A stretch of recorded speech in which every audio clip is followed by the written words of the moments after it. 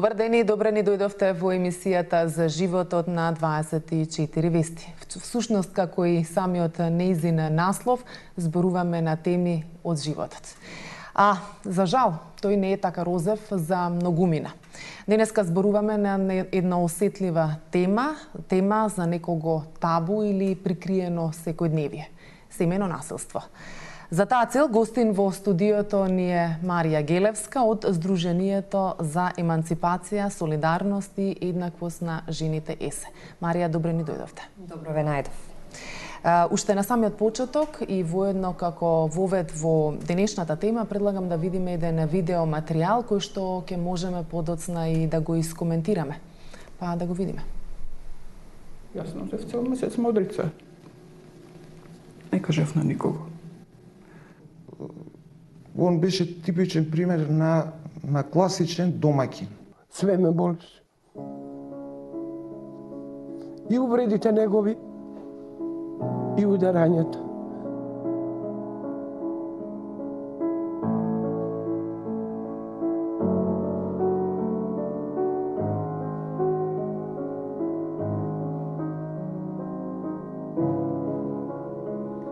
Се случуваше од почетокот, само јас не бев свесна, бев млада, бев со деца мали, со обврски.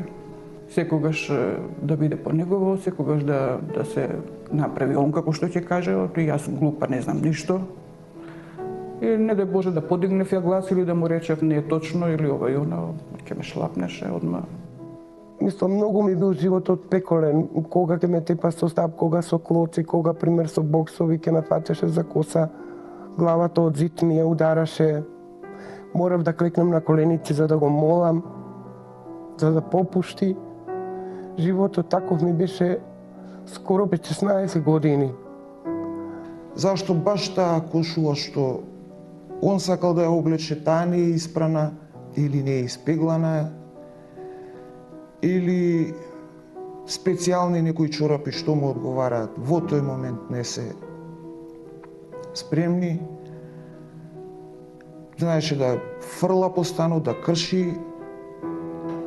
Цело време живеевме под стрес и под тензија. Да. Затоа што и во моментот знаеше да го смени расположението, да зазвони телефонот, он е веќе вознемирен. Затоа што го разбудил некој на телефон, не знам кој беше, се развиска по мене по име и јас да влезам у ходникот, јас правев нешто зимница со роднини. Тој мене на фаќање во ходникот, ама едно удирање, убаво, здраво, беше се испружил, се спрепнал, пошто пија на тоа. Ма тоа е страшно нешто. И јас само немој срамо да гледаат. Гледаат роднините, немој, зошто ме удараш? Све ме болеше. И увредите негови, и ударањето.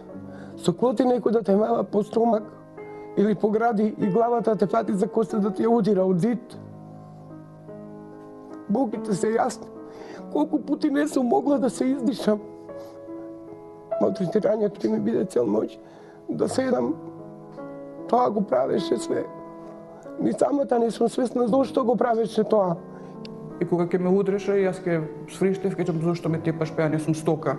Што? Ова е тепање, па ти не си видела ќутек. Секогаш бев крива. Еднаш не рече, јас сум крив. Во целиот живот наш од 36 години тој не рече, јас сум крив, извини. Ке почнеше као извинување што ме запоставува и мене и детето, као ке се промени, само малку да се старпам. Или ке избувне што не беше исто својствено негово понашање. Па сето тоа ке се завршеше со не водење љубов, него баш силување беше. Што после што се осеќав уште по мизерно.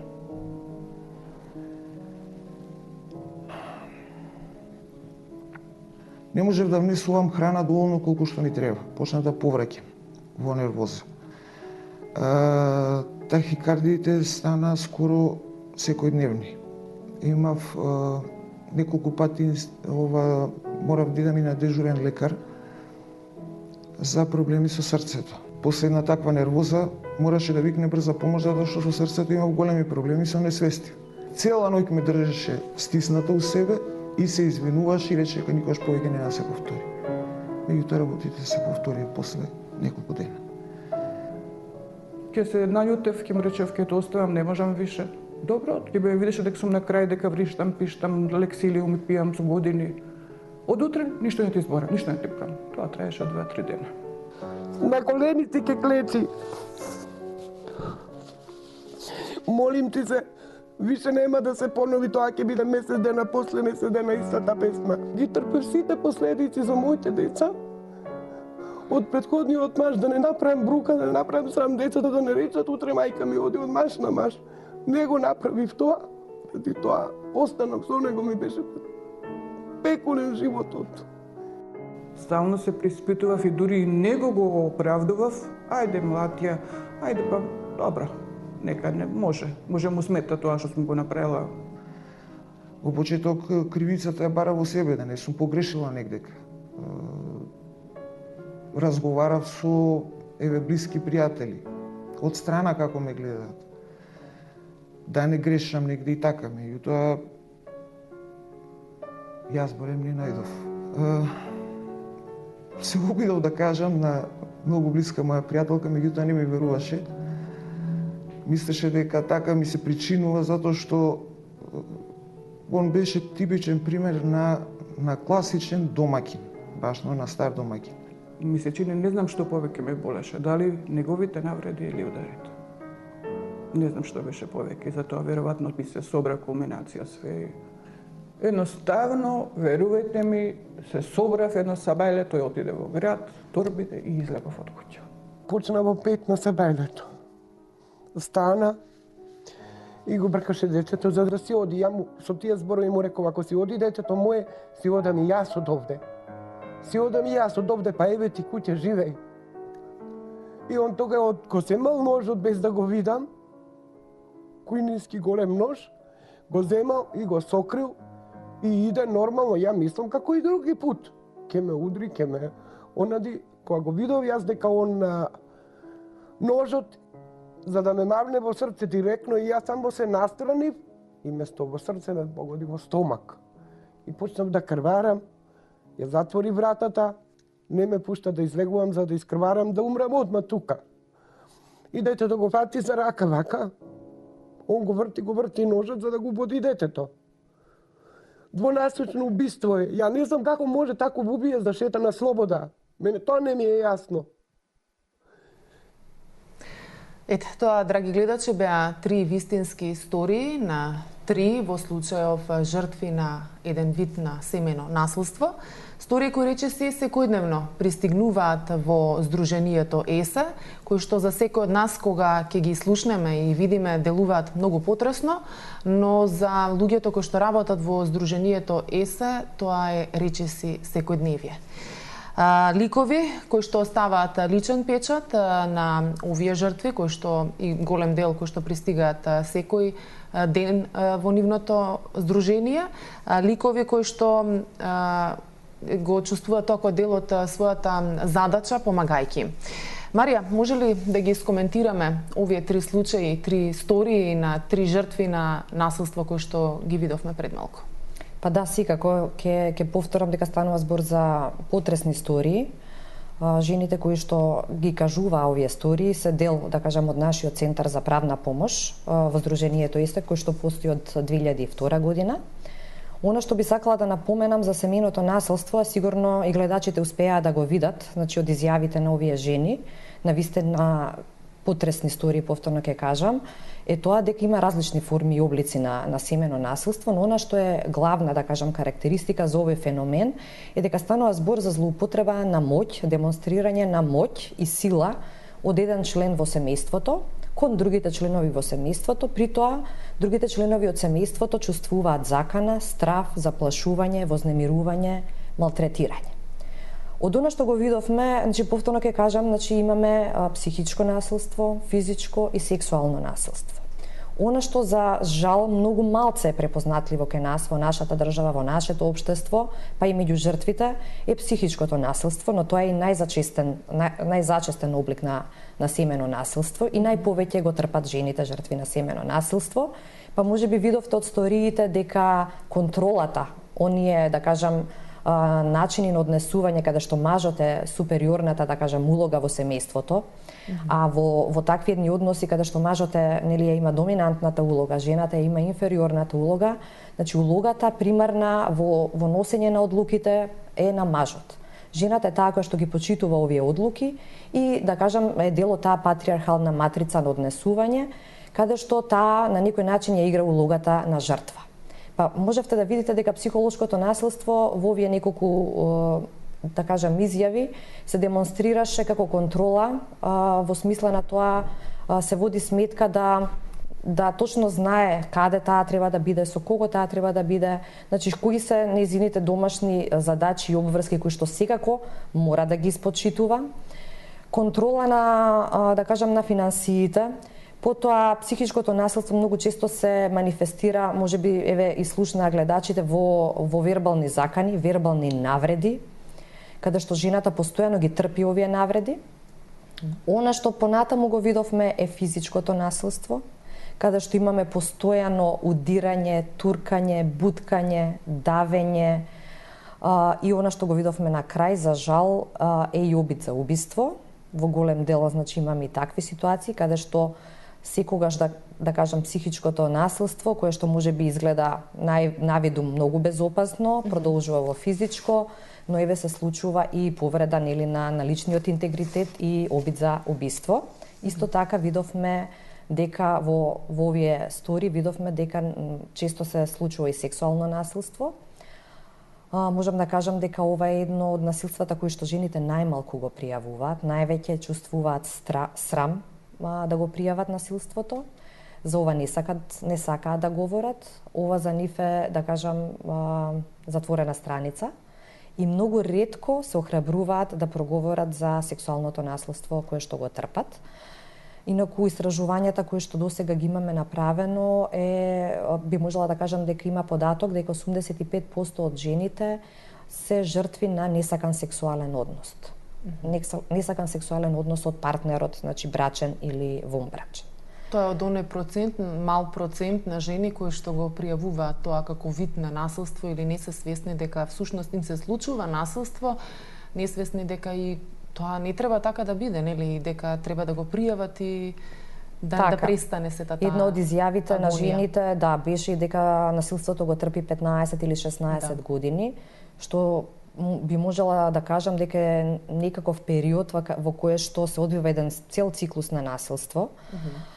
Но секако на почетокот видовме дека тие некаква динамика, наивно, како нешто ситно, некоја мала караница, па ајде ќе се заќути, ќе се заташка, меѓутоа така, што велат жртвите, како започнува? Да. Она што го видовме дека најчесто е, нели, расправија, семена расправија која може да ескалира во некакво насилство и смета дека тоа е некаков изолиран инцидент, дека повторно нема да се случи.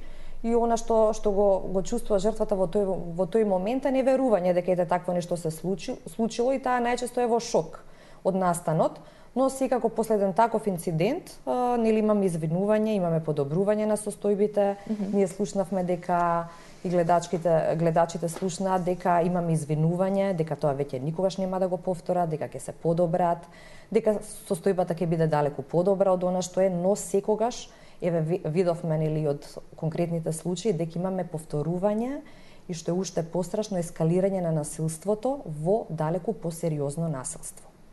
Па дури и до обид за убиство. Да. Значи тоа е еден период во кој што жените премолчуваат, го трпат насилството и се наоѓаат во улога на жртва, но секако внимавајќи дека тоа го прават, односно мислејќи дека тоа е правиот пат, да не бидат, да кажеме, засрамени, да не почувствуваат децата срам, ако таа го остави, ако го пријави. Да, видовме тука пример во кој што жената велеше дека заради децата го трпела сето тоа, но не сваќајќи дека заради децата се сведоци на тоа што се случува, нели, во домот и дека со тоа можеби не сваќа дека им прави лоша услуга да понатака тие станат можеби насилници или пак станат исто така жртви на насилство. Па да, најчесто во контактите со жртвите на семено насилство, една од причините, од почестите причини е дека тоа е срам за семејството и дека тоа го прават заради децата, за да децата живеат во семејство.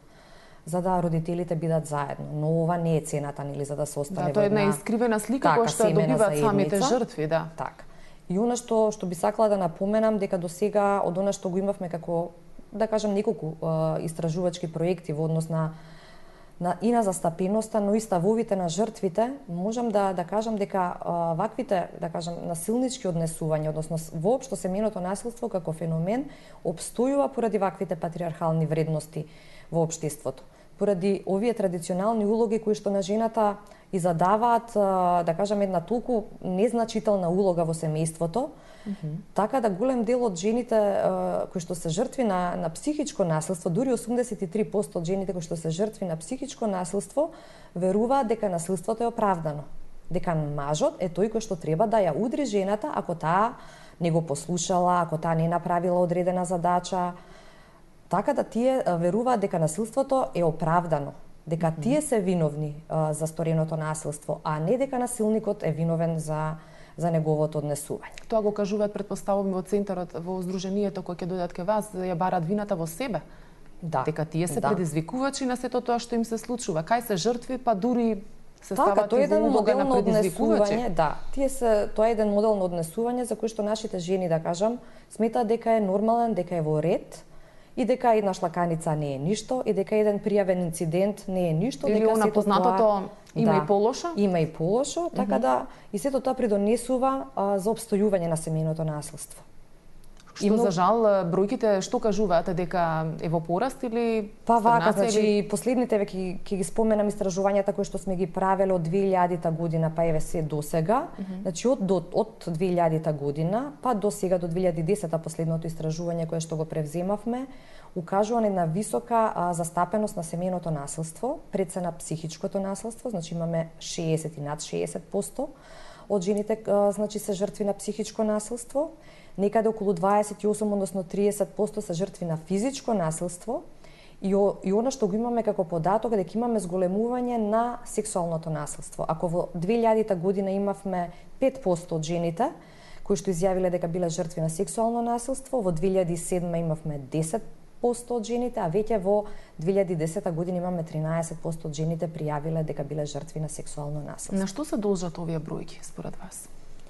Па причини има многу. Значи не може да се каже дека една причина е пресудна за да се случува семејното насилство, но повторно ќе кажам, она што допринесува за да опстојува семејното насилство се токму овие традиционални вредности. Значи да, тие треба да се почитуваат традиционалните вредности, нели за почитување на домот, односно семејните вредности во домот, но не доколку тие водат кон насилство. Значи многу треба да се работи на подигање на свеста на жртвите, да го препознаат насилството. Какви ви доаѓаат во здруженијето? Како изгледа една жртва на семејно насилство? А кога се работи за физичко насилство, таа е видлива, нели? Так. Модринки, отекотини и сето тоа. Меѓутоа, кога се работи за жртва на психичко насилство, нели тоа не е видливо вака, меѓутоа во каква состојба доаѓаат тие жртви кога ќе се обратат кај вас? Па верувате дека многу од нив се наоѓаат во сериозна траума. Она што посебно го напоменав, тие се наоѓаат во шок, паѓаат во депресија, имаат, да кажам, никогаш и суицидни мисли, нели, да си го одземат животот. Исто така може да се случи она што еве го напомена една од жените, значи имаат проблеми во смисла на тахикардија, значи проблеми со срцето, несоница, ниска самодоверба кај себе, не се почитуваат себе си, сметаат дека тие се виновни и навистина целиот тој, да кажам, сет на последици кои што го доживуваат подразбира дека на жената ти треба помош. Она што ние го возможуваме во нашиот центар за правна помош е да психолог може да со таа жена, да кажам, да ја овозможи некаква помош и поддршка во смисла на давање на психосоцијален третман, да осознае дека не е таа единствена, дека ова е проблем на општеството, не е нејзин личен проблем, дека станува збор за кривични дела, не за однесување кое што ќе биде поправено од сопругот или од, да кажем, од партнерот, независно нели дали станува збор за брачна или вонбрачна, дека не е изолиран инцидент, туку е циклус на насилство кој што се повторува и со самото тоа што жената се наоѓа во улога на жртва, му дава можност и храброст да тој продолжи понатаму со насилството. Значи, кога ќе го осознае жената која што ќе дојде во Центарот за правна помош, односно во психолошкото советувалиште, која ќе го дознае овој цел, да кажам, склоп на околности кои што се случува, дека тоа е контекстот во кој што обстојува семејното насилство, таа сваќа дека не е единствена, дека ова е сериозен проблем, така. И дека навистина треба да го превземе првиот чекор, а тоа е пријавување на семејното насилство. Како се одвива тој процес на пријавување на семејното насилство? Ние информирани сме дека Центарот за социјални работи е првиот на кој што треба да се обратат можеби жртвите на семејно насилство, так. Но се случува и прво кај вас да се обратат. Како е постапката? Па вака, значи, што веќе го напоменавте, значи Центарот за социјална работа и полициските станици се најчесто првата влезна врата каде што доаѓа жената кога ќе се случи семејно насилство. И тие се институциите каде што секако треба да постои пријавување, за да потоа може да имаме некаква евиденција за следење на состојбите. Но она што се случува најчесто, заради тоа што, да кажам, во еден полог период, жените кои што пријавуваат, не добиваат соодветен одговор од институциите. Немаат верба дека институциите на некој начин ќе им помогнат.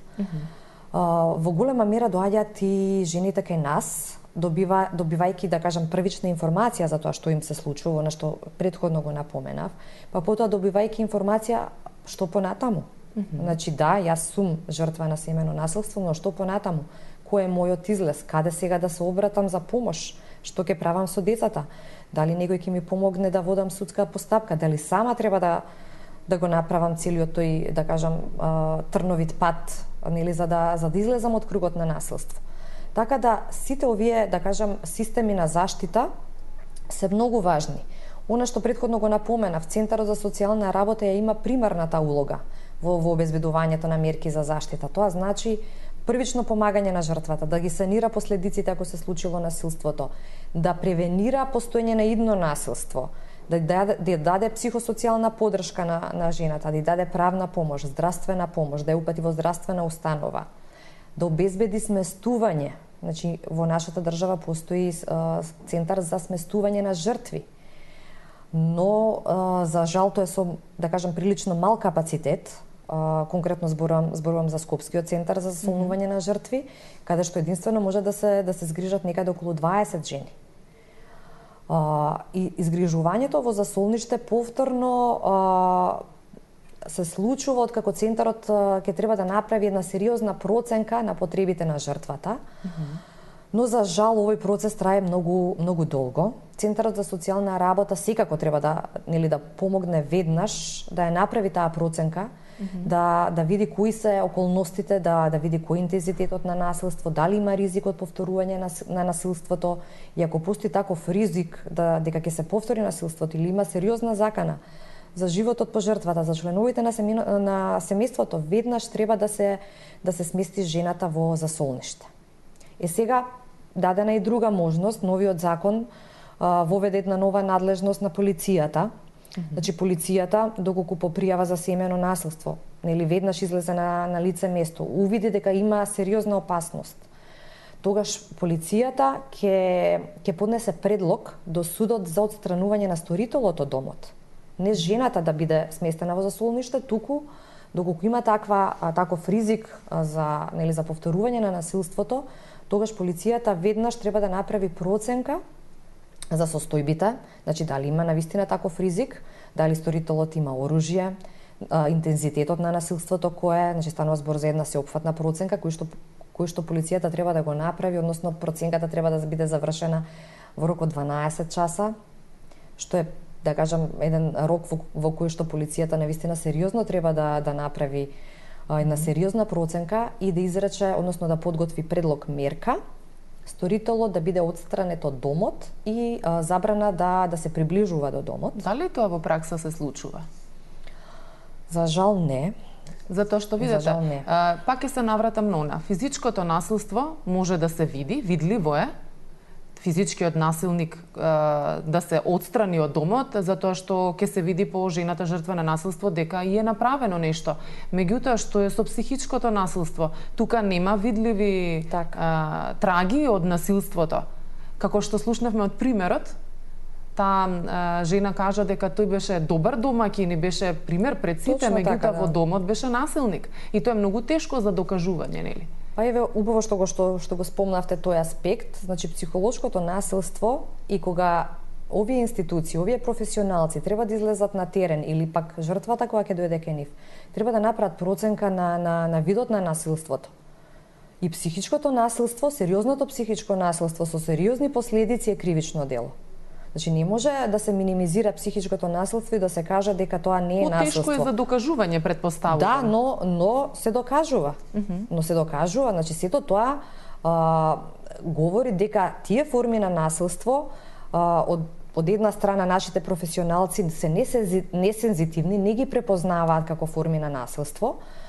Она што велите, вториот момент е моментот на докажување, значи дали дури тие кога ги соберат како докази, дали понатаму во судската постапка навистина ќе има можност да се докаже дека лицето навистина му бил загрозен животот, безбедноста, здравјето, дека трпел психички последици или дека имало психичка тортура и имал закани. Значи тоа се сериозни действија каде што нормално органите кои што се истражни треба тоа да го обезбедат, тоа е нивниот мандат.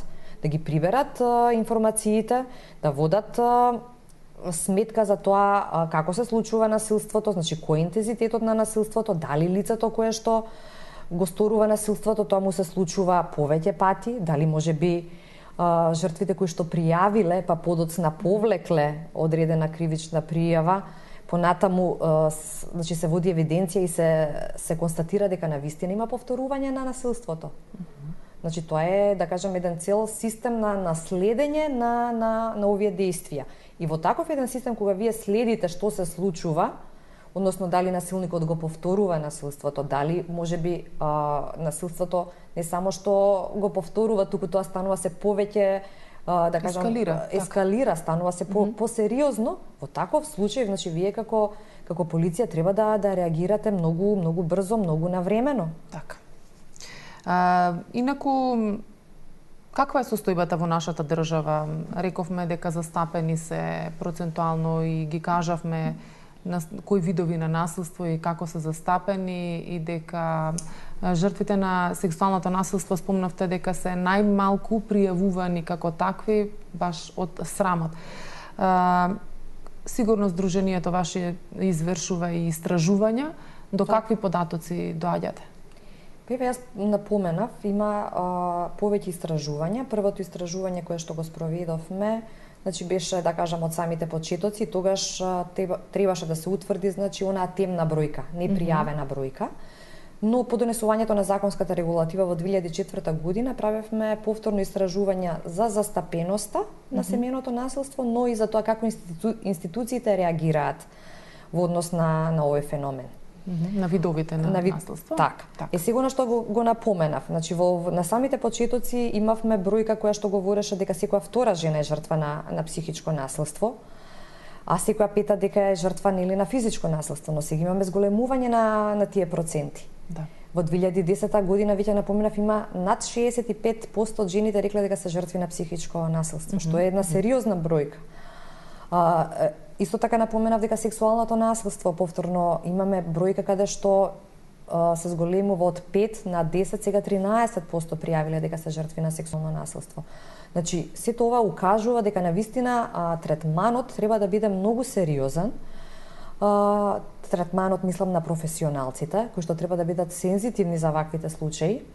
И оно што повторно ќе напоменам, имаме закон, нов закон за превенција, спречување и заштита од семејно насилство, кој што се применува од јануари 2015 година, но повторно, за жал, и оно што и претходно се случуваше, но и сега со донесувањето на законот, дека имаме неимплементација на законските одредби. Еве она што го напоменав претходно, во смисла на излегување на лице место и утврдување на сериозноста и правење на проценка. Или пак кога жртвата ќе дојде во полицијата или во центарот за социјална работа. Значи, вие треба проценката да направите најбрзо што можете. Она со кое што, да кажам, како податок ни го даваат жените жртви на семејно насилство е дека тие се соочуваат со една, да кажам, индиферентност кај надлежните институции. Некогаш не ги охрабруваат нели да го пријават насилството. Проценките се прават во еден подолг временски период, Така. кога може да ескалира насилството. Центарот за социјална работа, например, бара согласност од жртвата за да превземе мерки за заштита, наместо безусловно да ја помогне на жртвата. Да, и сето тоа бара време, а времето е многу драгоцено во вакви случаи, затоа што насилството може да ескалира и да се случат многу несакани работи во меѓувреме. Сосема за крајот би сакала вака накратко да ја кажеме процедурата и она кое што го нуди ЕСЕ на жртвите на семејно насилство од кога ќе ви се обратат на вас.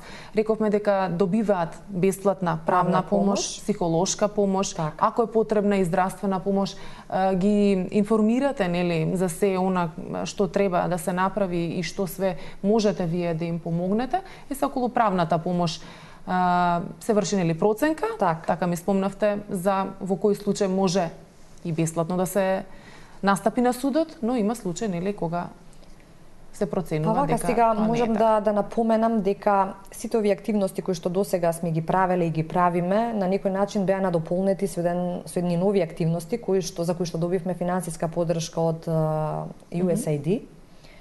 Она што би сакала да напоменам дека во рамките на овие активности повеќе се насочуваме кон обезбедувањето на правна заштита на жртвите на семејно насилство, односно поддршка на овој центар за правна помош.